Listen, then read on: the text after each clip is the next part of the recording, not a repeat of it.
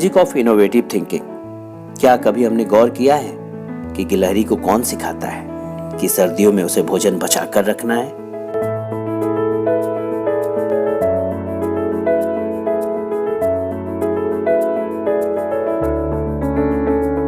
घोंसला बनाने के लिए किसी पक्षी को कौन सिखाता है?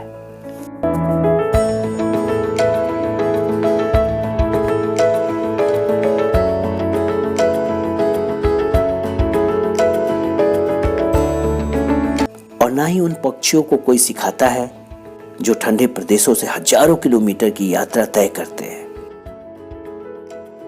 और गर्म प्रदेशों में अपना प्रवास करते हैं।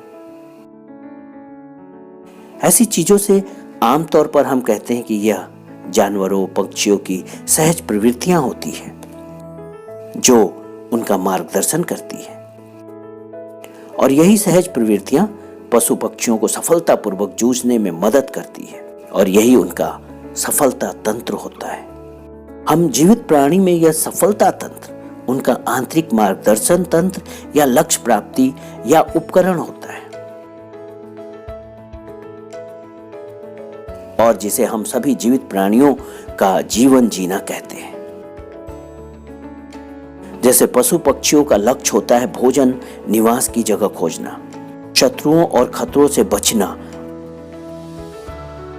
और प्रजाति के बचाव के लिए प्रजनन करना, वहीं इंसान की बात करें तो आधारभूत लक्ष्य पशु पक्षियों जैसे ही होते हैं। रोटी, कपड़ा और मकान, आत्मरक्षा तथा प्रजनन। परंतु इंसान की कुछ भावनात्मक और आध्यात्मिक आवश्यकताएं होती है जो पशुओं में नहीं होती। इसीलिए मनुष्य का लक्ष्य पशु पक्षियों से कहीं अधिक होता है, और मनुष्य का सफलता तंत्र का दायरा पशु पक्षियों की सफलता तंत्र से कहीं अधिक होता है। हम आमतौर पर मनुष्यों के सफलता तंत्र या कह सकते हैं कि सहज प्रवृत्ति को नजरअंदाज कर देते हैं। ईश्वर ने मनुष्यों को अन्य प्राणियों से सर्वोत्तम बनाया है, क्योंकि मनुष्यों के पास एक ऐसी चीज होती है जो अन्य प्राणियों के पास नहीं होती, और वह है सृजनात्मक कल्पनाशीलता। मनुष्य अपनी कल्पनाशीलता की मदद से बहुत से लक्ष्य बना सकता है। कल्पना करने की योग्यता का उपयोग करके सिर्फ वही अपने सफलता तंत्र को दिशा दे सकता है, या कह सकते हैं कि मनुष्य अपने परिणाम को इच्छा के अनुसार बदल सकता है। अधिकतर लोगों की सोच है कि सृजनात्मक कल्पनाशीलता केवल कवियों, वैज्ञानिकों, चित्रकारों आदि के पास ही होते हैं, बल्कि सच्चाई यह है कि सभी युगों में जिस जिस मनुष्य ने कल्पनाशीलता का प्रयोग किया उसने इतिहास रचा। नेपोलियन ने कहा था, कल्पना संसार पर शासन करती है। अगर हम बहुत बारीकी से सोचे तो पाएंगे कि अगर मनुष्य में कल्पना करने की योग्यता न होती तो सभी मनुष्यों की स्थिति पशुओं की ही तरह होती। अगर हम अपने चारों तरफ देखें तो पाएंगे कि पुल, हवाई जहाज, इमारतें, रेल, टीवी, मोबाइल आदि सबसे पहले इंसान की कल्पना में ही बने थे। इससे यह प्रमाणित होता है कि कल्पना का महत्व और शक्ति अंतहीन है। इंसान का मस्तिष्क और तंत्रिका मिलकर एक तंत्र बनाते हैं जिसका उपयोग लक्ष्य को प्राप्त करने के लिए कर सकते हैं, और यह दोनों मिलकर इंसान के मार्गदर्शन तंत्र के रूप में कार्य करते हैं जो इंसान को उसके लक्ष्य प्राप्त करने या परिवेश पर सही प्रतिक्रिया करने के लिए अपने आप सही दिशा में ले जाता है। यह समस्याओं को सुलझाने, जरूरत पड़ने पर जवाब देने और नए विचार या प्रेरणा लाने के लिए अपने आप कार्य करता है। मनुष्य का सफलता तंत्र तब ज्यादा त्वरित सफलतापूर्वक कार्य करता है जब मनुष्य की आत्म छवि के माध्यम से संदेश देना सीख लेगा। मनुष्य में सफलता तंत्र को दो मुख्य भागों में बांट सकते हैं, जब लक्ष्य मालूम हो और जरूरत उस तक पहुंचने की होती है, और दूसरा जब लक्ष्य नहीं मालूम हो और लक्ष्य को खोजना हो। मनुष्य का सफलता तंत्र इन दोनों बारीकियों से काम करती है।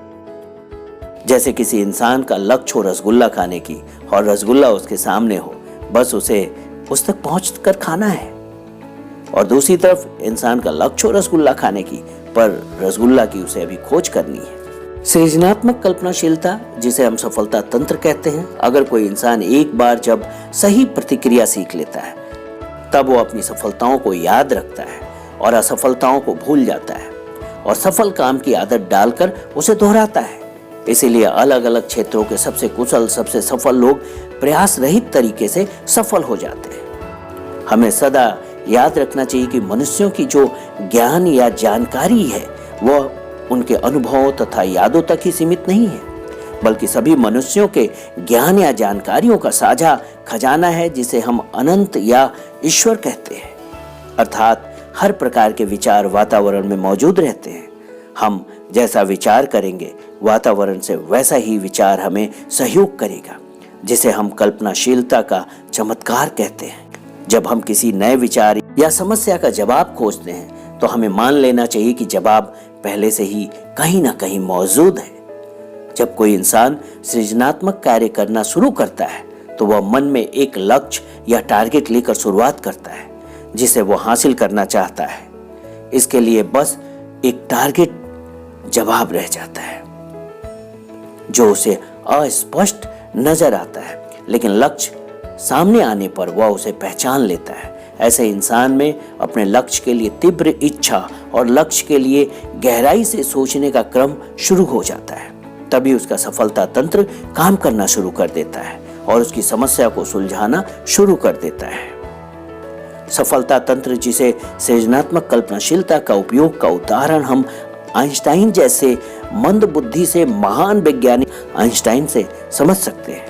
प्रत्येक इंसान सृजनात्मक कल्पनाशीलता या सफलता तंत्र के सिद्धांत के बुनियादी तरीकों को आसानी से सीख सकता है। उसके लिए उसे जीनियस बनने की जरूरत नहीं है। जैसे किसी को अपने कमरे में पंखा चलाने या बल्ब जलाने के लिए इंजीनियर होने की जरूरत नहीं है। सृजनात्मक कल्पनाशीलता के सिद्धांत को कैसे सक्रिय किया जाता है, आइए हम उसका अभ्यास करें। सबसे पहले इंसान को अपनी सृजनात्मक कल्पनाशीलता का एक लक्ष्य या टारगेट रखना होगा। शुरुआती गलतियों या असफलताओं से बिना घबराए उसमें सुधार करते हुए प्रयास करें और यह कल्पना करनी होगी कि उसका लक्ष्य पहले से ही मौजूद है। इंसान को अपने लक्ष्य के विषय में स्पष्ट होना चाहिए। उसे बिना हताश हुए काम करते रहना चाहिए।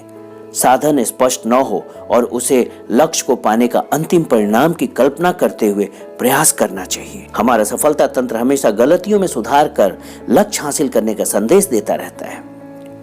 जब हमारी आदतों में पुरानी गलतियों को सुधार कर सफल प्रतिक्रियाओं को स्वीकार करना शुरू कर देती है, तब सफल गतिविधि हमारे कार्य का हिस्सा बनने लगती है।